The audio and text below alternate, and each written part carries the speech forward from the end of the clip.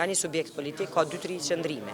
Kjo po se po e vështirëson shumë, nuk mund të flas për emra tash. Deri më tash çka kam dëgjuar të paktën kanë qenë deklarimet përgjithshme të përfaqësuesve të partive, po jo në nivelin e vendimeve të këtyre partive. Përjashton njerëz aleancës që ka dalë konkretisht. Të tjerat kanë qenë kryesisht varësisht për cilit krah në parti brenda në subjekte kanë ose përfaqësojnë, ose çfarë mendimi kanë prezantuar, po jo në nivelin e vendimmarrjes politike.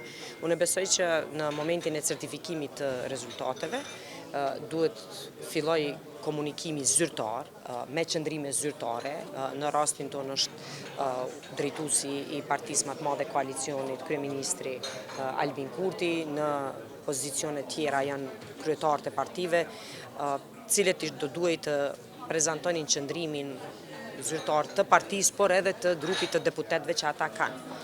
Për shkak se është situata pak më e komplikuar se sa në zgjedhjet e kaluara, kur sot nga një grupim parlamentar ose nga një subjekt politik ka 2-3 qëndrime.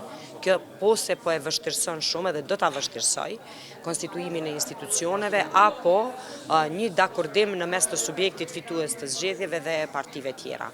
Prandaj krejt kjo po mbetet të shihet nëse ata do të kenë qëndrimet e artikuluara dhe vendimet në raport me partinë më të madhe dhe bashkëpunimin e tyre. Nuk mund të flas për emra tash, për shkak se ky është një proces i cili është lënë të diskutohet në mes partive politike, siç e dini, është thënë që briten edhe rekomandime tjera. Zonja Feride Rushiti ka ardhur si rekomandim në momentin kur partitë opozitare atë botë asnjë propozim nuk e kanë dhënë, ose për asnjë emër publikisht nuk kanë folur. Ndoshta është momenti që me fillu me i trajtu gjanat seriozisht, duke fillu prej qëndrimeve zyrtareve të subjekteve politike që dakordohen edhe garantojnë për gjithë deputetët ose numrin e deputetëve. Lidhjen Demokratike të Kosovës, Partinë Demokratike të Kosovës, që të dyjat në herën e kaluar nuk kanë pasur propozime konkrete, asnjë propozim nuk e kanë dhënë kur janë ftuar në takim për të diskutuar emrat e presidentëve. Ju falenderit shumë.